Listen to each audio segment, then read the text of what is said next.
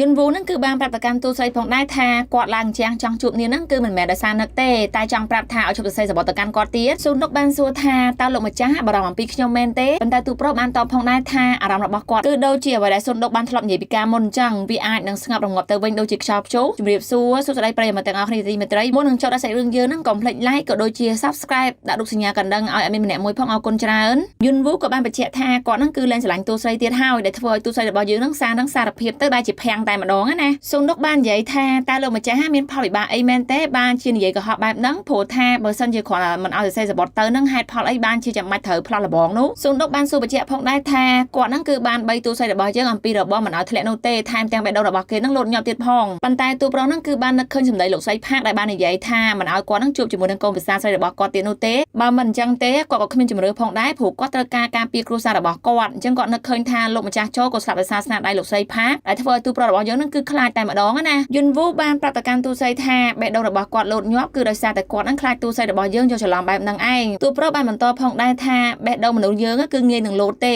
ឲ្យតែភ័យក៏បេះដូងរបស់យើងហ្នឹងលោតដូចជាស្គរផងដែរអញ្ចឹងហើយគាត់ក៏បានចាក់ចែងទៅទុកឲ្យទូស្រីរបស់យើងហ្នឹងគឺមានចម្ងល់ពេញក្បាលតែម្ដងសាមស៊ូនគឺបានលួចស្ដាប់នៅពេលដែលព្រះមហាក្សត្រអានីទ្រង់យាងមកជួបជាមួយនឹងម្ដាយហាណាទ្រង់បានសរសើរថាម្ដាយហាណាហ្នឹងគឺចិញ្ចឹមកូនស្រីបានល្អមែនទែនមានភាពក្លាហានព្រមទាំងឆ្លាតវៀងវៃប៉ុន្តែម្ដាយហាណាបាននិយាយថាកូនស្រីរបស់គាត់ហ្នឹងប្រហែលជាមិនមែនជាអនាគតប្រពន្ធស្លូតនោះទេព្រោះថាកូនស្រីរបស់គាត់ហ្នឹងគឺកើតមកជាមួយនឹងទេពកោសល្យបែបហ្នឹងឯងជាពិសេសទៀតហ្នឹងគឺនាងថែមទាំងឆ្លាតទៀតផងព្រះមហាក្សត្រយ៉ានីហ្នឹងក៏បានតបផងដែរថាទ្រង់ក៏ត្រូវការមនុស្សស្រីម្នាក់ដែលមានភាពនឹងណោដើម្បីជ្រោមជ្រែងព្រះរាជបុត្ររបស់ទ្រង់បានគិតថាហាណាហ្នឹងគឺជាបេក្ខភាពដែលស័ក្តិសមជាអនាគតព្រះនាងរាជធានីខ្លាំងបំផុតកូនពៅលឺបែបហ្នឹងក៏បានមកប្រាប់បងស្រីទី2ផងដែរប៉ុន្តែដូរីបាននិយាយថាអូកាពិតក្មេងតូចហ្នឹងគឺជាព្រះរាជធានីអញ្ចឹងតាបានជាភ្នែករបស់គេហ្នឹងគឺមានភាពក្លាហានមែនតើសាមស៊ុនបាននិយាយថាតែប៉ុណ្ណេះគឺយើងមានខ្សែនៅក្នុងព្រះរាជវាំងហើយនាងនឹងសរសេរអំពីជីវិតក្មេងស្រីនៅក្នុងរាជវាំងស៊ូនដុកហ្នឹងគឺបានយកអាហារមកឲ្យយាយជីនដោយយាយជីនហ្នឹងគឺមិនចង់ញ៉ាំនោះទេនាងបាននិយាយថានាងមិនយល់នោះទេកាពិតទៅឪពុករបស់នាងទៅនឹងស្លាប់ហេតុអីបានជានៅតែបង្ខំនាងរៀបការទៀតយាយជីនហ្នឹងបានបន្តផងដែរថា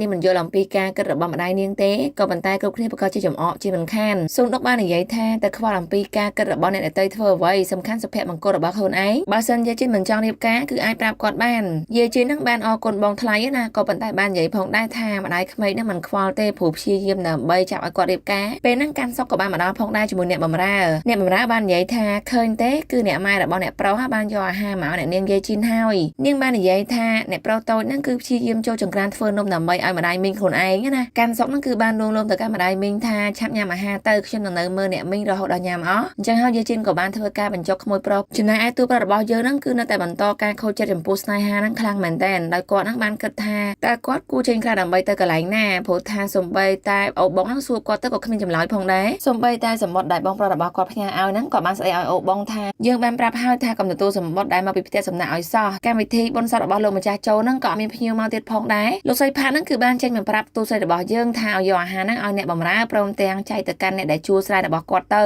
មនុស្សអាក្រក់គឺបែបនេះឯងនៅពេលដែលអស់អំណាចហ្នឹងអត់មានអ្នករាប់អាននោះទេទូប្រុសរបស់យើងគាត់នៅតែដេកដើរគិតអំពីរឿងរ៉ាវដែលកើតឡើងចំពោះគាត់ព្រមទាំងទូស្រីរបស់យើងមិនយល់ថាត្រូវបន្តបែបណាណាព្រោះយុនវូហ្នឹងក៏បានព្យាយាមបដិសេធទូស្រីដើម្បីរុញនាងចេញប៉ុន្តែទាំងតែខ្លួនឯងហ្នឹងគឺនឹកទូស្រីរបស់យើងរហូតទូស្រីរបស់យើងគឺបានដើរចូលមកជួបម្ដាយក្មេកលោកស្រីផាហ្នឹងគឺបានប្រាប់ថាឲ្យដូរសម្លៀកបំពាក់កាន់តុកហ្នឹងទៅដើម្បីផ្ដោតទៅលើការរៀបការរបស់យាយជីនព្រោះយាយជីនគឺត្រូវរៀបការជាមួយនឹងកូនក្រមុំទាំង3របស់មេសាំងឈុននៅឯផ្ទះរបស់យើងហើយម្ដាយក្មេកហ្នឹងគឺបានបកគោលទូនីតិឲ្យទូស្រីរបស់យើងជាអ្នករៀបចំកម្មវិធីការហ្នឹងប៉ុន្តែមិនមែនក្នុងនាមជា Lady ចូលយូនោះទេគឺជាកូនប្រសាស្រីរបស់គាត់ស៊ុនដុកបានសួរថាមូលហេតុអ្វីហេតុអីបានជារៀបការយាយជីនជាមួយនឹងកូនក្រមុំរបស់មេសាំងឈុនអញ្ចឹងលោកស្រីផាកបាននិយាយថាធ្វើទៅតាមបញ្ជារបស់គាត់ទៅទូស្រីនឹងយល់នៅពេលក្រោយទូស្រីបានបដិសេធថាប៉ុន្តែយាយជីនប្រកាសជាមិនចូលចិត្តនោះទេលោកស្រីផាកបាននិយាយផងដែរថាទៅខ្វល់អំពីយាយជីនចូលចិត្តឬមិនចូលចិត្តធ្វើអ្វីព្រោះថានាងរៀបការដើម្បីគ្រួសារតែប៉ុណ្ណោះអញ្ចឹងហើយមិនបាច់បារម្ភនោះទេចាំគាត់ប្រាប់កូនស្រីរបស់គាត់ដោយខ្លួនឯងលោកស្រីផាកហ្នឹងគឺបានប្រាប់ផងដែរថាកូនស្រីច្បងរបស់មេសាំងឈុនត្រូវរៀបអភិសេកជាមួយនឹងព្រះរាជាយាទដូច្នេះហើយត្រូវឲ្យស៊ុនដុកហ្នឹងរៀបចំឲ្យបានល្អមែនតើស៊ុនដុកគាត់រក្សាភាពស្ងៀមស្ងាត់ដែលធ្វើឲ្យលោកស្រីផាកបាននិយាយផងដែរថាតើឯងដឹងហើយមែនទេថាទ្រង់គឺជាព្រះរាជាយាទលោកស្រីផាកបានបន្តផងដែរថាគាត់ហ្នឹងគឺភ្លេចសរសើរទូស្រីដែលគេហ្នឹងអាចធ្វើជាចៅមហាដែលល្អបំផុតបានយាយជីនគឺអត់សប្បាយចិត្តទេបានមកប្រាប់ទៅកាន់ទូស្រីរបស់យើងថាគាត់ហ្នឹងមិនយ ល់ទេហេតុអីត្រូវគាត់រៀបការជាមួយនឹងកំមុំចាស់ណាមួយទៀតហ្នឹងគឺជាថ្ងៃដែលរៀបការជាមួយប៊ូកើមទៀតផងយាយជីនបានបដិសេធថាបើរៀបការថ្ងៃនោះដាច់ខាតគឺគាត់មិនរៀបការនោះទេស៊ុនដុកនឹងបានសួរថាតើមិនចង់រៀបការដោយសារតែរៀបការថ្ងៃជាមួយនឹងប៊ូកើមនឹងមែនទេស៊ុនដុកបានប្រាប់ផងដែរថាថ្ងៃបុណ្យនោះប៊ូកើមគឺបានបដិសេធហើយជាមូលហេតុដែលដូរីត្រូវរៀបការជាមួយអ្នកផ្សេងទូស័យបាននិយាយផងដែរថាបើសិនជាយាយជីននឹងមិនអាចបំភ្លេចគាត់បានទេនឹងគឺអាចប្រាប់នាងបានប៉ុន្តែយាយជីនក្បាលរឹងមែនតែនាងបាននិយាយថាពីមុនមកគ្រួសាររបស់នាងរឹងមាំបែរជាមិនរៀបការហើយឥឡូវបើរៀបការជាមួយប៊ូកើមអាចនឹងគិតថាគ្រួសាររបស់នាងធ្លាក់កោរហើយបានរៀបការជាមួយគេស៊ុនដុកបាននិយាយថាតែខ្វល់រឿងរ៉ាវទាំងអស់នឹងធ្វើអ្វីសំខាន់សុភមង្គលរបស់នាងយាយជីនបានបដិសេធថានាងគឺខ្វល់ខ្វាយដូច្នេះហើយគឺនាងត្រូវរៀបការជាមួយនឹងកូនមន្ត្រីតែប៉ុណ្ណោះប៉ុន្តែទូស័យនឹងគឺដឹងថាយាយជីនអត់សប្បាយចិត្តព្រមទាំងសោកសៅបែបហ្នឹងណាហាណាណែវិញហ្នឹងគឺត្រូវចូលទៅបរិយាវាំងដើម្បីរៀនសូត្រអំពីច្បាប់ទម្លាប់នៃការរស់នៅព្រមទាំងសម្របខ្លួនឲ្យហើយស៊ុនដុកគឺបានមកអបអរសាទរដែលហាណាហ្នឹងបានធ្វើជាព្រះនាងរីតិយាតហើយក៏បានប្រាប់ថាកុំឲ្យលោកស្រីមេសាំងឈុនហ្នឹងបារម្ភអីព្រោះថាគាត់ហ្នឹងគឺបានធ្វើការចាត់ចែងលើការចំណាយបន្ថែមទៀតផងម្ដាយហាណាបានតបថាគាត់មិនបានបារម្ភនោះទេហើយគាត់ក៏ទុកចិត្តទូស័យផងដែរថាធ្វើការងារបានល្អជាពិសេសហ្នឹងគាត់ក៏បានដឹងផងដែរថាទីតាំងរៀបការហ្នឹងគឺនៅផ្ទះលោកម្ចាស់ចូលប៉ុន្តែមេឃដូរីហ្នឹងគឺអត់សប្បាយចិត្តទេនាងបាននិយាយថាមូលហេតុអីបានជាឲ្យពួកនាងរៀបការនៅផ្ទះលោកម្ចាស់ចូលអញ្ចឹងពិតជាចង្រៃយកមែនកូនបើគឺបានយកដៃខ្ទប់មាត់ហើយនិយាយថាចាត់ទុកដូចជាអ្នកនាងមិនបានឮពាក្យទាំងអស់នេះចោះតែអ្នកនាងគឺជាប្អូនស្រីបង្កើតលោកម្ចាស់ស៊ុនគូមែនទេអ្នកនាងពិតជាស្រស់ស្អាតខ្លាំងមែនតែនហើយនាងក៏បាននឹកឃើញថាមើលទៅមុខមាត់ដូចជាពួកយើងធ្លាប់ជួបគ្នាស៊ុនដុកបាននិយាយថាត្រូវហើយពួកយើងនឹងពិតជាធ្លាប់ជួបគ្នាពីមុនមកមែនកាត់មួយប្លង់ទៀតព្រះរាជយាតបានជួបជាមួយនឹងតួប្រុសដោយសួរថាតើកម្ពូចៅមហាដែលដឹងថាត្រង់គឺជាគូជាមួយហាណាហ្នឹងគឺជាស្ត្រីមេម៉ាយមែនទេតួប្រុសនឹងបាននិយាយថាត្រូវហើយវាប្រហាក់ប្រហែលបែបហ្នឹងព្រះរាជយាតនឹងបានតបថាអញ្ចឹងសភៅដែលត្រង់បានអានមកគឺមិនខុសនោះទេគេបានសរសេរនៅក្នុងចរិតថាអ្នកដែលជាកម្ពូអ្នកគូកងហ្នឹងភាគច្រើននៅក្នុងសម័យសូឡាគឺជាចៅមហាដែលឯកោព្រោះថាគូស្នេហ៍របស់គេហ្នឹងតែងតែស្លាប់នៅវ័យក្មេងដោយព្រះរាជយាតនឹងក៏បានបង្ហាញសភៅហ្នឹងទៅកាន់តួប្រុសរបស់យើងណាធ្វើឲ្យគាត់នឹងមើលហើយនឹកឃើញនៅពេលដែលគាត់បានជួបជាមួយព្រះនាងក៏ដូចជាពេលដែលព្រះនាងនឹងបានសោយទីវង្គតផងដែ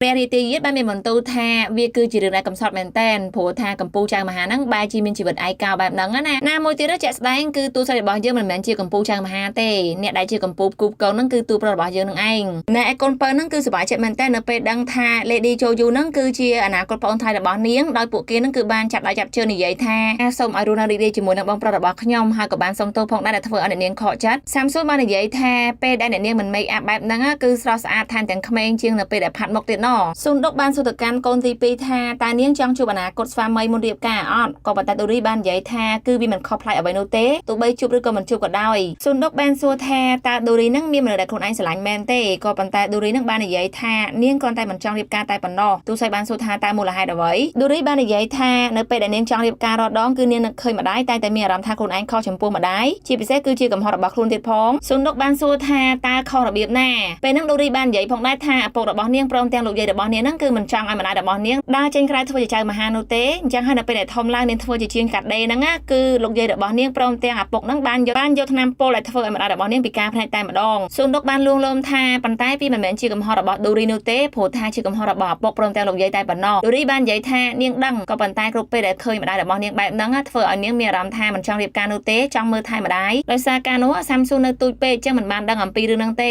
ធ្វើឲ្យនាងព្រមទាំងហាណាបានបដិញ្ញាថាមិនចង់រៀបការទាំងអស់គ្នាបន្ទាប់ពីដូរីចាក់ចែងទៅតួប្រុសរបស់យើងក៏បានមកដល់តាមក្រោយផងដែរដោយទូស័យបានសួរថាលោកម្ចាស់តើខ្យល់អ្វីបើឲ្យលោកម្ចាស់មកកន្លែងហ្នឹងអញ្ចឹងស៊ុនដុកនឹងបានប្រាប់ផងដែរថាអាពាហ៍ពិពាហ៍ត្រូវបានរៀបចំនៅផ្ទះរបស់នាងតួប្រុសបានប្រាប់ថាគាត់ដឹងហើយគាត់មកហ្នឹងក៏មិនមែននិយាយពាក់ព័ន្ធជាមួយរឿងរៀបការដែរគាត់មកទីនេះគឺដើម្បីជួបជាមួយនឹងប្រពន្ធរបស់មេសាំងឈុនបន្ទាប់ពីតួប្រុសរបស់យើងចូលទៅជួបជាមួយម្ដាយហាណាបាននិយាយអំពីរឿងរ៉ាវដែលពាក់ព័ន្ធជាមួយនឹងកម្ពូចៅមហាត្រូវបានគូស្នេហ៍ស្លាប់ទាំងក្មេងហ្នឹងម្ដាយហាណាបាននិយាយតបថាគាត់មិនបានដឹងអំពីរឿងរ៉ាវទាំងអស់ហ្នឹងនោះទេតួប្រុសបាននិយាយថាមូលហេតុនេះមែនទេបានជាស្វាមីរបស់លោកស្រីស្លាប់តាំងពីក្មេងនោះម្ដាយហាណាបានតបថាការពិតទៅស្វាមីរបស់គាត់បច្ចុប្បន្នហ្នឹងមិនមែនជាគូស្នេហ៍ដំបូងរបស់គាត់នោះឡើយបើគិតតាមអ្វីដែលជាជាក់ស្ដែងនោះគឺគាត់មានគូស្នេហ៍ដំបូងម្នាក់ដែលគេនឹងត្រូវភ្ជាប់ពាក្យជាមួយគាត់ប៉ុន្តែបែរជាស្លាប់បាត់ទៅម្ដាយហាណាបាននិយាយតបថានេះហើយប្រហែលជាអ្វីដែលគេនិយាយនៅក្នុងប្រវត្តិសាស្ត្របាននិយាយប្រាប់ថាកម្ពូចៅមហាហ្នឹងគឺជាមនុស្សដែលមានវិញ្ញាណឯកាព្រោះថាគូស្នេហ៍ហ្នឹងគឺត្រូវស្លាប់តាំងក្មេងយន់វូក៏បានចាក់ចេញមកវិញដល់ក៏មិនខ្វល់អំពីទូស័យរងចាំនោះឡើយហើយស៊ុនដុកហ្នឹងក៏បានដើរតាមក្រោយគាត់រហូតដល់បុកខ្នងគាត់តួប្រុសបាននិយាយថាមិនសមរម្យទេអ្នកនាងគួរតែដើរទៅមុខទៅប៉ុន្តែស៊ុនដុកគាត់ចង់ឈ្នះដែរណាគាត់ក៏បានបែរមកនិយាយជាមួយតួប្រុសផងដែរថាលោកម្ចាស់គួរតែសារភាពប្រាប់ខ្ញុំត្រង់ដោយតួប្រុសបានសួរផងដែរថាតើសារភាពរឿងអ្វីស៊ុនដុកបានប្រាប់ថានិយាយអ្វីដែលតួប្រុសយើងចង់និយាយទៅដូចជាគាត់មិនពេញចិត្តនាងឬក៏មិនចូលចិត្តនាងហ្នឹងគឺអាចប្រាប់ត្រង់បានស៊ុនដុកបានបន្តផងដែរថាដូចជានាងអញ្ចឹងគឺមានចិត្តទៅលើ ទូប្រហ្នឹងគឺជារឿងពិតបានន័យថាទូស្រីរបស់យើងសារភាពទៅវិញណាប៉ុន្តែយន់វូហ្នឹងបែរជានិយាយប្រាប់ថាគាត់អត់មានពាក្យអ្វីដែលចង់និយាយនោះទេទូស្រីបាននិយាយថាមកពីទូប្រុសហ្នឹងគឺមិនទាន់ស្គាល់ខ្លួនឯងច្បាស់ព្រោះថាបើទូប្រុសហ្នឹងមកជួបម្ដាយរបស់ហាណាប្រកាសគាត់ជាមានរឿងតែពីរយ៉ាងតែប៉ុណ្ណោះទី1គឺរឿងរៀបការហើយទី2គឺរឿងតាក់ទងជាមួយនឹងកម្ពុជាចៅមហានឹងឯងសូមលោកម្ចាស់កុំខ្លាចនឹងនិយាយជាមួយខ្ញុំអីព្រោះថាខ្ញុំក៏បានដឹងរឿងទាំងអស់ហ្នឹងច្បាស់ផងដែរទូស្រីហ្នឹងបាននិយាយប្រាប់ផងដែរថានាងស្គាល់កន្លែងមួយដែលអាចជជែកគ្នាបានបន្ទាប់មកពួកគេក៏បានអង្គុយនិយាយគ្នាយន់វូនឹងគាត់សែតព្រោះថាក៏បានបន្ទោសខ្លួនឯងពាក់ព័ន្ធជាមួយនឹងការសោយទីមង្គលរបស់ពនាងបើទោះបីជាយ៉ាងណាក៏ដោយមកពីគាត់ហ្នឹងគឺជាកម្ពុជាចៅមហាបានជាគូស្នេហ៍របស់គាត់ហ្នឹងស្រាប់ពីក្មេងស៊ុនដុកបានលួងលោមថាលោកម្ចាស់គឺជាមនុស្សឆ្លាតមិនគួរជឿរឿងទាំងអស់ហ្នឹងនោះទេព្រោះថាវាគ្រាន់តែជារឿងដំណើរតែប៉ុណ្ណោះទូប្រុសបាននិយាយថាប៉ុន្តែសូម្បីតែម្ដាយហាណាហ្នឹងក៏ត្រូវបានគូស្នេហ៍របស់គាត់ស្លាប់ចោលដែរស៊ុនដុកបាននិយាយថាមិនមែនគ្រប់ចៅមហាស្ទើរតែអញ្ចឹងទេដូច្នេះហើយវាមិនមែនជារឿងពាក់ព័ន្ធជាមួយនឹងទូប្រុសនោះឡើយទូប្រុសបាននិយាយថាហេតុអីបានជាទូស្រីរបស់យើងឆ្លាតម្ល៉េះស៊ុនដុកបាននិយាយថាគឺនាងរៀនពីគាត់តែប៉ុណ្ណោះទោះបីយ៉ាងណាទូប្រុសនៅតែនិយាយថាវាគឺជាកំហុសរបស់គាត់ដែលធ្វើឲ្យពនាងនឹងសោយទីមង្គលព្រោះត្រូវរៀបការជាមួយនឹងគាត់ប៉ុន្តែទូស្រីបាននិយាយផងដែរថាលោកម្ចាស់មិនមែនដោយសារតែខ្ញុំនឹងស្រឡាញ់លោកម្ចាស់ហើយកាន់ជើងលោកម្ចាស់នោះទេក៏ប៉ុន្តែព្រះនាងគឺបានសោយទីមង្គលដោយសារត្រូវតាមពលវាគឺជាជោគវាសនាដែលកំណត់មកហើយទូប្រុសរបស់យើងក៏បានធ្វើការអរគុណទូស្រីផងដែរដោយទូស្រីបាននិយាយថាតើអរគុណដើម្បីអ្វីទៅលោកម្ចាស់ដោយសារតែលោកម្ចាស់ជាមនុស្សដែលងាយស្រួលបែបហ្នឹងហើយធ្វើឲ្យខ្ញុំស្រឡាញ់លោកម្ចាស់កាន់តែខ្លាំងទៅពេលហ្នឹងគឺទូស្រីរបស់យើងសារភាពទៅកាន់ទូប្រុសណាចំណែកឯកូនបើហ្នឹងគឺបានសួរទៅកាន់ដូរីផងដែរថាដូរីនិយាយអ្វីជាមួយនឹងទូស្រីប៉ុន្តែដូរីបាននិយាយលាក់លៀមថាគឺគាត់នឹងនិយាយអំពីអនាគតស្វាមីរបស់នាងកូនបើនឹងសប្បាយចិត្តមែនតើព្រោះថាស្មានតែបងស្រីមិនខ្វល់អំពីជីវិតរៀបការដូរីបានតបថាកុំបារម្ភអីគាត់រៀបការហ្នឹងគឺជាបំណងរបស់គាត់មិនមែនស្របតាមបងស្រីនោះឡើយកូនបើសប្បាយចិត្តខ្លាំងមែនតើអោបដូរីហើយនិយាយថាបន្ទាប់ពីរៀបការហើយគឺគាត់កាន់តែស្រឡាញ់បងស្រីខ្លាំងមែនតើយើងឃើញថាទូស្រីហ្នឹងគឺបានមកជួបជាមួយម្ដាយក្មេកដោយនិយាយថាសំណួរកាលពីមុនបើសិនជាស្ថានភាពរបស់ទូស្រីយើងគឺជាម្ដាយក្មេកតែធ្វើដូចម្ដេចទូស្រីបាននិយាយថាគាត់មិនជ្រើសរើសយកវិធីដែលម្ដាយក្មេកធ្វើនោះទេសម្រាប់ស្វាមីខ្លួនឯងព្រមទាំងប្អូនប្រុសព្រោះថាគ្រប់យ៉ាងហ្នឹងគឺវាខុសតាំងពីដំបូងដែលចង់បានជីវិតរបស់ព្រះរាជាយាទម្ដាយក្មេកបានសួរថាអញ្ចឹងទូស្រីរបស់យើងមិនចង់ឲ្យព្រះម្ចាស់ជីសឹងហ្នឹងខ្លះទៅជាព្រះរាជាយាទទេមែនទេទូស្រីបានឆ្លើយតបថាជាក់ស្ដែងគឺអញ្ចឹងមែនព្រោះថាត្រូវបណ្ដោយទៅតាមពេលវេលានិងធម្មជាតិទៅហើយប៉ុន្តែម្ដាយក្មេកបានឆ្លើយតបថាបើមានអំណាចនៅក្នុងដៃចង់ធ្វើឲ្យភ្លៀងឬក៏ធម្មជាតិផ្លាស់ប្ដូរបែបណាក៏បានដែរលោកស្រីផាកបាននិយាយបន្តផងដែរថាគាត់ជឿជាក់ណាក៏ធ្វើអញ្ចឹងដូចគាត់ដែរប៉ុន្តែទូស្រីបាននិយាយថាការសម្រេចចិត្តរបស់ម្ដាយក្មេកហ្នឹងគឺត្រូវបានសម្លាប់ប្តីព្រមទាំងប្អូនប្រុសរបស់ខ្លួនឯងហ្នឹងតើហេតុផលនេះមែនទេដែលជាអំណាចនៅក្នុងច្បាប់ធម្មជាតិរបស់អ្នកម៉ែចង់បាននោះសូនដុកបាននិយាយបន្តផងដែរថាពីដើមមកហ្នឹងគឺម្ដាយក្មេករបស់ខ្លួនគឺជា idol ប៉ុន្តែឥឡូវហ្នឹងគឺអត់ចង់ធ្វើដូចជាម្ដាយក្មេកនោះទេនាងនឹងរកវិធីដោយខ្លួនឯងម្ដាយក្មេកទូស្រីបាននិយាយទាំងបញ្ឈឺថាអូខេមិនអីទេព្រោះថានៅពេលអនាគតទៅទូស្រីប្រកាសជាធ្វើជាមេផ្ទះដូច្នេះប្រកាសជាដឹងហើយថាត្រូវធ្វើបែបណាលោកស្រីផាកមិនសប្បាយចិត្តទេគាត់ក៏បានទៅគាល់ជាមួយនឹងព្រះមហាសក្យានីលោកស្រីផាកបានអបអរសាទរនៅការជ្រើសរើសព្រះនាងរាជាយាទម្ដាយក្មេកទូស្រីបានស្នើថាសូមឲ្យព្រះរាជិនីនឹងអត់ទោសទៅកាន់គ្រួសាររបស់គាត់ព្រមទាំងកូនប្រុសផងគាត់បានស្នើទៅកាន់ព្រះរាជិនីថាដើម្បីឲ្យព្រះរាជិនីនឹងបានស្ងប់បន្តិចគាត់មានយោបល់មួយគួរតែឲ្យសម្ដេចយ៉ាងកាន់ចានឹងអមដំណើរជាមួយព្រះអង្គម្ចាស់ជីសឹងទៅកាន់ព្រំដែនព្រោះថាសម្ដេចយ៉ាងកាន់ចានឹងគឺជាខ្សែរាជវង្សណាមួយទៀតវាអាចធ្វើឲ្យព្រះរាជិនីនឹងស្ងប់បន្តិចផងដែរព្រះរាជិនីនឹងក៏បានឆ្លើយតបផងដែរថាទ្រង់នឹងពិចារណាឡើងវិញព្រះមហេសីនឹងគឺបានយករឿងនេះមកទូលព្រះរាជាណាថាលោកស្រីផាកនឹងគឺបានចូលមកគាល់ស្នើបែបហ្នឹងឯងព្រះរាជាបានតបផងដែរថាបើសិនជាលើកលែងអាពាហ៍ពិពាហ៍សម្ដេចយ៉ាងកាន់ចាប្រកាសជាអាចធ្វើការងាររាជការបានក៏ប៉ុន្តែព្រះនាងរបស់យើងនឹងខ្លាចទៅជាពលឹងឯកោតើព្រះមហេសីព្រមដែរមែនទេក៏ប៉ុន្តែព្រះមហេសីនឹងគឺបានតបទៅវិញផងដែរថាវាគឺជាបំណងរបស់ព្រះនាងគួរតែបំពេញបំណងទៅដូច្នេះហើយសូមព្រះរាជានឹងគឺលើកលែងអាពាហ៍ពិពាហ៍របស់សម្ដេចយ៉ាងកាន់ចាចោលចោះយើងឃើញថាយប់ឡើងនឹងគឺព្រះរាជាទៅដល់ផ្ទះរបស់ទូប្រុសតែម្ដងដោយទូប្រុសបានសួរផងដែរថាហេតុអ្វីបានជាព្រះរាជាយើងមកអញ្ចឹងព្រះរាជាបានតបផងដែរថាតើយើងមកលេងកូនភាសានឹងខុសដែរមែនទេព្រះរាជាបានមានបន្ទូលផងដែរថាផ្ទះឡើងធំល្វឹងល្វើយហើយទូប្រុសរបស់យើងនឹងនៅតែម្នាក់ឯងពិតជាគួរឲ្យឯកោមែនតែនប៉ុន្តែទូប្រុសនឹងបាននិយាយថាគាត់គឺមានពេលសរសេរច្រើនណាស់គាត់រវល់ហើយព្រះរាជានឹងបានតបផងដែរថារវល់តែសរសេរដើម្បីឲ្យយើងលើកលែងអាពាហ៍ពិពាហ៍នឹងមែនទេយន់វូបានទូថ្វាយថារឿងនឹងគ្រាន់តែជាមួយរឿងទេគាត់មានការងារច្រើនមែនតែនព្រះរាជាបានមានបន្ទូលថាបន្ទាប់ពីទូប្រុសរបស់យើងរៀបមង្គលការនឹងហើយគាត់ប្រកាសជាលើកលែងឲ្យទូប្រុសរបស់យើងនឹងឈប់ធ្វើជារិះសន្និសាតាមបំណងប៉ុន្តែទូប្រុសបានជាទូថ្វាយថាគាត់នឹងគឺពេញចិត្តនៅអ្វីដែលគាត់មានរាល់ថ្ងៃទៅវិញព្រះរាជាគឺបានអុកពេងស្រាហើយមានបន្ទូលថាតើឯងមិនចាំនៅសម្ដីរបស់បុត្រីយើងមែនទេដែលថាឲ្យឯងធ្វើជាមន្ត្រីដើម្បីជួយយើងនោះទូប្រុសបានទូទៅព្រះរាជាថាបន្ទាប់ពីគាត់ធ្វើជាចៅមហាគាត់បានយល់នៅរឿងច្រើនទូប្រុសគឺបាននឹកឃើញសម្ដីរបស់ស៊ុនដុកដែលបានប្រាប់ថាស្នេហាគឺអាចកើតឡើងគ្រប់ពេលវេលាគ្រប់ទីកន្លែងដោយមិនរើសពេលនោះទ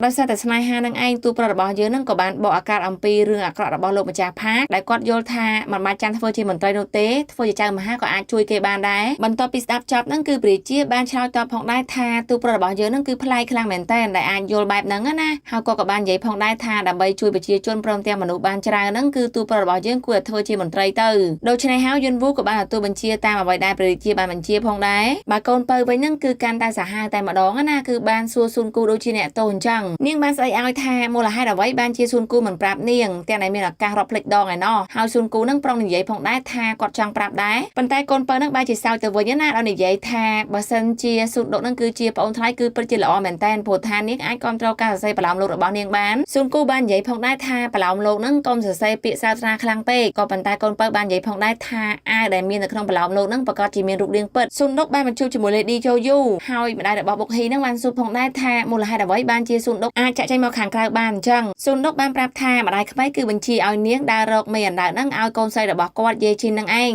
Lady Joyu បាននិយាយផងដែរថាមង្គលការហ្នឹងខេងបានរៀបចំឲ្យមែនទេហេតុអ្វីបានជារកមេអណ្ដើកអញ្ចឹងតើចង់ឲ្យនាងធ្វើមែនទេទូស័យបាននិយាយថាគាត់ហ្នឹងគឺរកបានហើយនាងគឺល្អឥតខ្ចោះតែម្ដងសម្រាប់ការងារមួយនេះទូស័យហ្នឹងគឺបានទៅជួបជាមួយនឹងមេអណ្ដើកដែលមានឈ្មោះថាលោកសៃលីហើយចៅមហាហ្នឹងគឺកំពូលមាត់អេកអោចតែម្ដងណាបើនិយាយទៅគឺខ្សឹបលឿនដំបងឡើងលោកសៃលីហ្នឹងសង្ស័យថាទូស័យរបស់យើងធ្លាប់ឃើញនៅឯណានាងក៏បាននឹកឃើញថាអូធ្លាប់ជួបនៅវត្តស៊ូវ៉ាប៉ុន្តែអ្នកបម្រើបាននិយាយថាកុំប្រហើនអីនាងគឺជាកូនប្រសារស្រីរបស់លោកម្ចាស់ជោបន្ទាប់មកស៊ុនដុកបានប្រាប់ផងដែរថាមង្គលការរបស់យាយជីហ្នឹងគឺចង់ឲ្យលោកសៃលីធ្វើជាមេអណ្ដើកព្រោះថាត្រូវរៀបការជាមួយលោកមន្ត្រីក្រសួងការពារជាតិនឹងឯងមូលហេតុដែលនាងដូរចៅមហាគឺដោយសារថា Lady Joyu នឹងរត់គេចខ្លួនទាំងយប់បាត់ទៅហើយស៊ុនដុកបានប្រាប់ផងដែរថាសូមឲ្យលោកសៃលីនឹងរក្សាការសម្ងាត់ផងកុំឲ្យគេដឹងឲ្យសោះស៊ុនដុកបាននិយាយថាខ្ញុំទុកចិត្តការងារនឹងលើលោកសៃហើយលោកសៃចៅមហានឹងបានធានាថាគាត់នឹងបិទមាត់ឲ្យជិតក៏ប៉ុន្តែប្រិយមិត្តប្រហែលជាអាចធ្លាប់ដឹងហើយនៅពេលដែលគេប្រាប់ថាកុំឲ្យប្រាប់ហ្នឹងគឺវាដឹងលឿនជាងដែលឲ្យប្រាប់ទៅទៀតអញ្ចឹងហើយរឿងអ្នកនាងយាយជៀនរៀបការជាមួយនឹងកូនមន្ត្រីក្រសួងការពារជាតិព្រមទាំងរឿងដែល Lady Joyu នឹងបានរត់ភៀសខ្លួនទាំងយប់នឹងធ្វើឲ្យល្បីរន្ទឺតែម្ដងព្រោះស៊ុនដុកនឹងគឺបានដឹងហើយបំណងម៉ែក្មេងនឹងគឺចង់ឲ្យមង្គលការយាយជៀននឹងបានដឹងគ្រប់គ្នា Lady Joyu បាននិយាយថានេះហើយមែនទេជាមូលហេតុដែលទូស័យរបស់យើងនឹងគឺជ្រើសរើសយកមេអណ្ដើកលីនឹងទូស័យនឹងបាននិយាយផងដែរថាមកពីម៉ែក្មេងនឹងចង់ឲ្យគេដឹងថាគ្រួសាររបស់គាត់នឹងនៅខ្លាំងដដែល Lady Joyu បានសរសើរថាម្ដាយក្មេងរបស់ទូស័យនឹងពិតជាមនុស្សអស្ចារ្យមែនតែនក៏ប៉ុន្តែទូស័យរបស់យើងមិនបានតបនោះទេ Lady Joyu បានប្រាប់ផងដែរថានាងកំពុងតែរៀបចំម្សៅក្រែមនឹងដើម្បីទៅលក់នៅស្រុកមីងទូស័យបានសួរថាជាមួយនឹងលោកម្ចាស់មន្ត្រីនឹងមែនទេប៉ុន្តែ Lady Joyu បាននិយាយថាពួកនាងអត់មានពាក់ព័ន្ធគ្នានោះទេស៊ុនដុកបាននិយាយកាត់ថាអត់ពាក់ព័ន្ធយ៉ាងម៉េចបើខ្ញុំមើលឃើញថាលោកមន្ត្រីនឹងគឺគាត់ពេញចិត្តឯងមែនតែនជាពិសេសហ្នឹងទោះបីយើងមិនមែនគ្រូទេក៏ដឹងថាគេនឹងគឺជាគូនឹងឯងដែរ Lady Joyu បានសារភាពថានាងគឺដឹងថាលោកមន្ត្រីនឹងគឺស្រឡាញ់ខ្លួនបើមិនអញ្ចឹងមិនមែនគាត់ដោះលែងនាងពីគុកនោះទេនេះក៏ជាមូលហេតុមួយដែលធ្វើឲ្យគាត់នឹងបាត់បង់នៅទូនាទីហើយធ្វើឲ្យជីវិតរបស់គាត់នឹងគឺលំបាកបែបហ្នឹងរហូតដល់សប្តាហ៍ថ្ងៃស៊ុនដុកបានសួរថាក្រែងនាងពេញចិត្តគេដែរមែនទេ Lady Joyu បានតបទាំងសោកសៅថានាងមិនហ៊ានពេញចិត្តនោះទេព្រោះថាវាជាក្តីអាម៉ាស់កូនស្រីរបស់ Lady Joyu នឹងបានប្រាប់ថាវាគួរឲ្យធុញខ្លាំងណាស់សូមអ្នកនាងធ្វើជាចៅមហាឲ្យពួកគេទាំងពីរនាក់ផងព្រោះថាលោកមន្ត្រីនឹងគឺត្រូវចាក់ចេញថ្ងៃហ្នឹងទូស័យនឹងគឺបានសួរទៅកាន់ Lady Joyu ថាហាហើយបើសិនជាចាក់ចេញហេតុអីបានជានៅអង្គុយហ្នឹងឆាប់ទៅតាមគេមកគ្មានពាក្យថាអាម៉ាស់ទេចំពោះសេចក្តីស្នេហានោះបន្ទាប់មកទូប្រុសរបស់យើងនឹងគឺបានមកជួបទូស្រីដោយបានស្ដីឲ្យថាប្រាប់ហើយថាឲ្យកុំសរសេរសបុតឲ្យគាត់ទៀតឲ្យសោះស៊ុនដុកបាននិយាយថាកុំអាងខឹងអីព្រោះថាបើសិនជាគ្មានលោកទេគឺមិនអាចដោះស្រាយបាននោះទេលោកម្ចាស់បន្ទាប់ពីស៊ុនដុកបានប្រាប់រឿងរ៉ាវអំពីលោកមន្ត្រីព្រមទាំង Lady Joyu ហើយហ្នឹងគឺទូប្រុសរបស់យើងថាមិនអាចទៅរួចនោះទេហើយទូស័យបាននិយាយផងដែរថាពួកគេទាំងពីរនាក់ហ្នឹងគឺស័ក្តិសមគ្នាមែនតែនប៉ុន្តែយុនវូបានប្រាប់ថាអារម្មណ៍របស់គាត់ហ្នឹងបញ្ជាក់ឲ្យពួកគេទាំងពីរនាក់មិនមែនជាគូនឹងគ្នានោះទេទូស័យបាននិយាយថាតែយើងអាចកុហកគេបានតាព្រោះថាពួកគេទាំងពីរនាក់បានដឹងហើយថាលោកម្ចាស់ហ្នឹងគឺជាកម្ពុជាចៅមហាបន្ទាប់មកស៊ុនដុកបានស្ដីឲ្យថាចុះពួកយើងទាំងពីរនាក់ក៏មិនមែនជាគូនឹងគ្នាដែរហេតុអ្វីបានជាមានអារម្មណ៍ចំពោះគ្នាយើងក៏លេចមកមើលនាងតូចបុកហ៊ីព្រមទាំង Lady Joyu នឹងគឺបានខាត់អំណើរបស់លោកមន្ត្រីដែលបាត់បង់ការងារហ្នឹងណាថាសូមលោកម្ចាស់កុំចាក់ចេញទៅអីប៉ុន្តែគាត់បានប្រាប់ថាគាត់នឹងគឺមានអារម្មណ៍ខកចំពោះប្រពន្ធរបស់គាត់ដោយសារតែគាត់ចូលចិត្ត Lady Joyu នឹងហើយធ្វើឲ្យប្រពន្ធរបស់គាត់នឹងគឺបានឈឺស្លាប់តែម្ដងណាអញ្ចឹងគាត់មានអារម្មណ៍ថាខកចំពោះប្រពន្ធមុនរបស់គាត់តែឲ្យគាត់នឹងអាចរស់នៅជាមួយ Lady Joyu របៀបណាបន្ទាប់មកទូប្រុសក៏បានដើរចូលមកស្រែកសួរថាបើរស់នៅឈឺចាប់បែបហ្នឹងគួរតែបន្តឬក៏ត្រូវបំភ្លេចបទពិសោធន៍របស់ខ្ញុំគឺជា ជាកម្ពុជាមហាពួកអ្នកទាំងពីរហ្នឹងគឺជាគូនឹងគ្នានេះហើយគឺជាមូលហេតុដែលអ្នកទាំងពីរហ្នឹងបានជួបគ្នាដូច្នេះហើយគួរតែបំភ្លេចអំពីអតីតកាលហើយរស់នៅឲ្យល្អនៅក្នុងបច្ចុប្បន្នចោះបើទោះបីជាលោកចាក់ចេញពេលនេះក៏ពេលក្រោយជួបគ្នាដែរវាគឺជាវាសនាអញ្ចឹងហើយ Lady Joyu ព្រមទាំងលោកបន្ត្រីហ្នឹងក៏បានសម្រេចទៅជាមួយគ្នាទាំង3នាក់ហ្នឹងទៅទូស័យបាននិយាយថាមើលទៅពួកគេពិតជាសប្បាយចិត្តមែនតើបើទោះបីជាពួកគេនឹងមិនមែនជាគូនឹងគ្នាក៏ប៉ុន្តែពួកគេនឹងច្បាស់ណាស់ថាស្រឡាញ់គ្នាទៅវិញទៅមកទូស័យបាននិយាយបន្តផងដែរថាពួកគេនឹងគឺមានគំនុយនៅក្នុងផ្លូវចិត្តរៀងខ្លួនដែលធ្វើឲ្យរាំងស្ទះនៅក្តីស្រឡាញ់មួយនេះយុនវូប្រងចាក់ចេញទៅវិញក៏ប៉ុន្តែទូស័យនឹងបានប្រាប់ថាឈប់សិនលោកម្ចាស់សូមឈប់ធ្វើជាមិនស្រឡាញ់ខ្ញុំបែបហ្នឹងទៅខ្ញុំពិតជាលំបាកខ្លាំងណាស់ហើយទូប្រុសហ្នឹងគឺសួរទាំងបារម្ភថាតើលំបាករឿងអ្វីសុនដុកបាននិយាយថាច្បាស់ណាស់លោកម្ចាស់គឺបារម្ភអំពីខ្ញុំហើយអ្វីបានជាលោកម្ចាស់ហ្នឹងធ្វើបែបហ្នឹងទូប្រុសហ្នឹងបាននិយាយថាអូខេគាត់ហ្នឹងគឺនឹកទូស្រីចង់ស្លាប់ទៅហើយទូស្រីបាននិយាយទាំងសប្បាយចិត្តថាឃើញទេនៅពេលដែលបាននិយាយមកហ្នឹងគឺវាធូរទ្រូងតែម្ដងខ្ញុំពិតជាស្អប់នៅក្នុងឃ្លាប្រឡោមលោកខ្លាំងមែនតើដែលនិយាយពាក្យថាខ្ញុំមកគឺព្រមចាក់ចែងព្រោះតែខ្ញុំស្រឡាញ់នាងប៉ុន្តែសម្រាប់ទូស្រីរបស់យើងហ្នឹងគឺបានប្រាប់ថាមិនដូចជានាងនោះទេនាងសុកចិត្តឡើងជញ្ជាំងគឺដើម្បីជួបទូប្រុសហើយសារភាពពាក្យពិតស៊ុនដុកបាននិយាយថាក៏បារម្ភអីនាងប្រកាសជារកផ្លូវឃើញព្រោះថានាងហ្នឹងគឺជាកម្ពុជាមហាដូចគ្នាយុនវូបាននិយាយផងដែរថាលោកស្រីផាកហ្នឹងគឺជាមនុស្សដែលគួរឲ្យខ្លាចបំផុតស៊ុនដុកបាននិយាយថាក៏ប៉ុន្តែខ្ញុំគឺជាមនុស្សដែលក្លាហានជាងអ្វីដែលលោកម្ចាស់ដឹងទៅទៀតសូមលោកម្ចាស់ជឿជាក់លើខ្ញុំចោះហើយពួកគេទាំងពីរនាក់ក៏បានអោបគ្នាទៅលោកម្ចាស់គីមហ្នឹងគឺបានមកក្រោយគេដែលមន្ត្រីផ្សេងទៀតគេបានខ្សឹបខ្សៀវគ្នាណាលោកម្ចាស់គីមបាននិយាយថាប្រជុំបាក់ដោយក្រោយលើក្រោយនៅផ្ទះរបស់គាត់ក៏ប៉ុន្តែមន្ត្រីផ្សេងហ្នឹងគេបាននិយាយថាលោកម្ចាស់ប្រហែលជាមិនបានដឹងទេមែនទេព្រះរាជាហ្នឹងបានមានកម្រងថាបន្ទាប់ពីរៀបការកូនកំមុំប្រៅហ្នឹងហើយព្រះរាជាគឺព្រមលើកលែងអាពាហ៍ពិពាហ៍របស់សម្ដេចយ៉ាងកាន់ចាដូច្នេះហើយគេនឹងអាចកាត់ទៅជាមេបករបស់ដោយក្រលោកម្ចាស់គីមហ្នឹងគឺបានស្រែកច្រឡោតតែម្ដងថាគាត់ហ្នឹងគឺមានបទពិសោធន៍ច្រើនជាងថែមទាំងគេហ្នឹងនៅក្មេងខ្លាំងណាស់មិនអាចធ្វើបាននោះទេប៉ុន្តែមន្ត្រីផ្សេងទៀតគេបាននិយាយថាបទពិសោធន៍ហ្នឹងមិនសំខាន់ទេសំខាន់ហ្នឹងសម្ដេចយ៉ាងកាន់ចាគឺជាមនុស្សឆ្លាតថែមទាំងមានសមត្ថភាពសូម្បីតែប្រឡងជាមន្ត្រីក៏បន្ទុករបស់គាត់ហ្នឹងខ្ពស់ជាងគេផងដែរអញ្ចឹងហើយលោកម្ចាស់គីមហ្នឹងក៏ភ័យស្រែកមុខផងដែរខ្លាចថាដំណើររបស់គាត់ត្រូវរបូតទៅកាន់ទូប្រុសរបស់យើងណាលោកសៃផាកហ្នឹងគឺបានឲ្យសភៅមួយក្បាលទៅកាន់យេជីនដោយប្រាប់ថាវាជាអំណោយនៃមង្គលការរបស់កូនស្រីយេជីនបានសួរផងដែរថាអានេះមិនមែនជាសភៅយុទ្ធសាស្ត្រសង្គ្រាមទេមែនទេលោកសៃផាកបាននិយាយថានៅក្នុងការគ្រប់គ្រងផ្ទះគឺវាដូចគ្នាអញ្ចឹងក៏ប៉ុន្តែយេជីនត្រូវតែឆ្លាតគ្រប់ស្វាមីក៏ពិតមែនប៉ុន្តែនៅពេលដែលយើងជាភរិយាចង្អុលបង្ហាញអំពីចំណុចទៅកាន់ស្វាមីគាត់ប្រកាសជាទុកចិត្តយើងដូច្នេះហើយប្តីរបស់យើងប្រកាសជាស្ដាប់វិញមិនមែនស្ដាប់ប្តីគ្រប់ពេលនោះទេម្ដាយស៊ឺយ៉ូគឺបានឲ្យបតោមួយទៅកាន់ដូរីដែលជាអំណោយរៀបការរបស់នាងចំណែកដូរីក៏បានប្រគល់កាដូហ្នឹងទៅឲ្យកូនប្រុសរបស់គាត់ផងដែរដោយនិយាយថាសូមឲ្យអ្នកប្រុសហ្នឹងឆាប់ឡើងបានទូនាទីធំព្រមទាំងរស់នៅមានសុភមង្គលបន្ទាប់មកហ្នឹងពួកគេក៏បានចេញមកជួបគ្នាជាមួយនឹងស៊ឺយ៉ូនឹងឯងដោយស៊ឺយ៉ូបានសួរថាហេតុអ្វីបានជាដូរីមកផ្ទះរបស់គាត់អញ្ចឹងដូរីបានប្រាប់ថានាងកំពុងតែចាក់ចេញទៅវិញហើយប៉ុន្តែស៊ឺយ៉ូអត់ដាច់ចិត្តទេបានដើរតាមដូរីគឺបានសួរថាហេតុអ្វីបានជាអ្នកប្រុសដើរតាមខ្ញុំអញ្ចឹងប៉ុន្តែស៊ឺយ៉ូបាននិយាយថាគាត់គឺមិនបានដើរតាមដូរីទេគ្រាន់តែទៅផ្លូវជាមួយគ្នាតែប៉ុណ្ណោះព្រោះថាអ្នកនាងដឹងហើយខ្ញុំនឹងមានមិត្តភក្តិគឺជាអ្នកបួសនៅលើភ្នំណាមដូរីបានអស់សំណោចំណែកស៊ឺយ៉ូនឹងគឺបានឆក់អីវ៉ាន់របស់គាត់ហើយដើរទៅមុខនាងទៅទូស្រីទើបតែដឹងថាថ្ងៃមង្គលការហ្នឹងគឺព្រះរាជាយិត្តបានចូលរួមផងដែរសូម្បីតែចៅហ្វាយក្រុងហ្នឹងក៏មកផងដែរគឺម្ដាយក្មេងហ្នឹងសប្បាយចិត្តមែនតើបានអរគុណទូស្រីរបស់យើងលោកស្រីផាកបាននិយាយផងដែរថាការពិបន់សពគ្មានមន្ត្រីណាមកម្នាក់នោះទេប៉ុន្តែមង្គលការហ្នឹងមានព្រះរាជាយិត្តមកពួកគេប្រកាសជាទុកមុខឲ្យព្រមទាំងចូលរួមយ៉ាងច្រើនលោកស្រីផាកហ្នឹងបានប្រាប់ផងដែរថានេះហើយគឺជាមូលហេតុដែលគាត់ចង់ឲ្យយេជីហ្នឹងរៀបការជាមួយនឹងក្រមុំទាំង3របស់មេសាំងឆូតនឹងឯងហើយបងប្រុសរបស់ទូស្រីយើងហ្នឹងក៏ខ្លាចទៅជាបងថ្លៃរបស់ព្រះរាជាយិត្តផងដែរអញ្ចឹងហើយគ្រប់យ៉ាងហ្នឹងគឺអរគុណទៅកាន់ទូស្រីយើងមែនតើស៊ុនដុកក៏រៀងផាំងដែរណាក៏បានឆ្លើយតបថាក៏មិនបានធ្វើដើម្បីគ្រួសារនោះទេគ្រប់យ៉ាងគឺទូស្រីរបស់យើងធ្វើដើម្បីគូស្នេហ៍ដែលគេស្រឡាញ់គ្នាតែប៉ុណ្ណោះលោកស្រីផាហ្នឹងបាននិយាយថាតើវាខុសគ្នាត្រង់ណាព្រោះថាគ្រួសារដែលនាងចង់បានហ្នឹងក៏ទូស្រីរបស់យើងហ្នឹងបានរៀបចំឲ្យផងដែរបើគិតទៅហ្នឹងវាដូចតែគ្នានោះទេគាត់មិនខ្វល់ថាទូស្រីរបស់យើងហ្នឹងគិតបែបណានោះឡើយប៉ុន្តែលោកស្រីផាកវិញហ្នឹងគឺសប្បាយចិត្តខ្លាំងមែនតើលើកលែងឲ្យទូស្រីរបស់យើងទេនាងមិនសូវសប្បាយចិត្តនោះឡើយយើងឃើញថាថ្ងៃរៀបការហ្នឹងក៏បានមកដល់ផងដែរព្រោះថាគេរៀបចំរួចទៅហើយប៉ុន្តែទូប្រុសបែរជាស្លៀកឈុតកូនកំឡោះចំណែកឯទូស្រីហ្នឹងបែរជាស្លៀកឈុតកូនក្រមុំចង់ដឹងថាមានរឿងអីកើតឡើងបន្តហ្នឹងកុំភ្លេចតាមដាននៅតែពីភាគទៀតទេអាចជាភាគបញ្ចប់ admin ក៏សូមធ្វើការខន្តីអភ័យទោសដល់កំហុសឆ្គងនានាអរគុណច្រើនជំរាបលាជួបគ្នាវីដេអូក្រោយបាយបាយ